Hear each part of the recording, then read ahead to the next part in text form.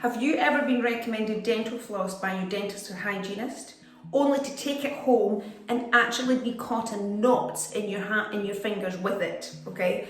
And it's not surprising because there is no instruction on the box, okay? So you typically get floss, whatever brand it is, and there typically isn't any instruction. So I'm going to give you a couple of tips on where the floss should be positioned in your mouth, where on the teeth it should be positioned, and how you actually wind it around your fingers, because that's the piece that will help you be successful with floss or not. So to begin with, you need to take a decent sized length of floss, okay? I've seen people taking this size. I've no idea how they manage with that. A good sized length, okay? And what we're going to do is, really importantly, is the first thing is we're going to wind the floss, the end of the floss, around our middle finger. And that's just to secure the floss. The second thing we're going to do is we take about maybe 8 to 9 inches, and then we're going to wind it around our other finger, so we're left with about 4 or 5 inches, okay? Now, the only fingers that should be in your mouth when you're flossing are your thumb and forefinger, okay? So I'll demonstrate it to you really easily just at the front. So, go in, up underneath the gum, pull down, up to the other side, and pull down and back out. So really what we're doing is we're using this loop edge to scrape down the side of the tooth. What we don't want to do is just go in and go back and forward, because that's only cleaning one point. We need to clean the whole length of the tooth surface. Now, another thing that people struggle with, sometimes when they have it, they don't know which fingers to wind it around, and they end up like this, trying to get into the back.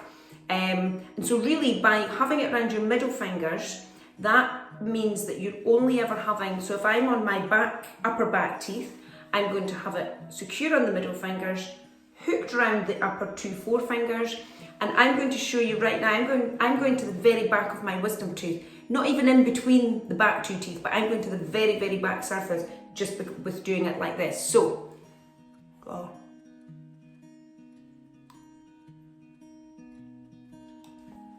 So again, let's just continue. So if we go, keeping this in this is going to be all the way around here.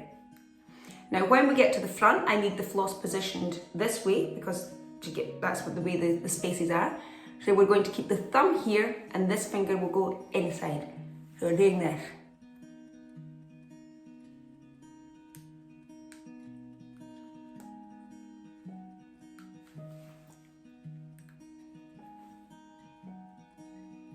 So basically, I'm going to use the finger.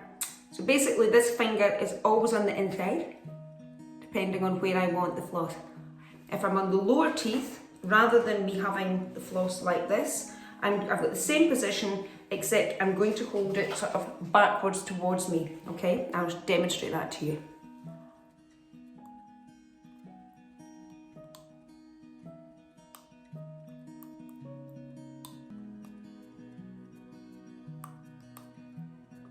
So, key things, don't wind it around your forefingers, because you'll end up you'll have half your fist in your mouth.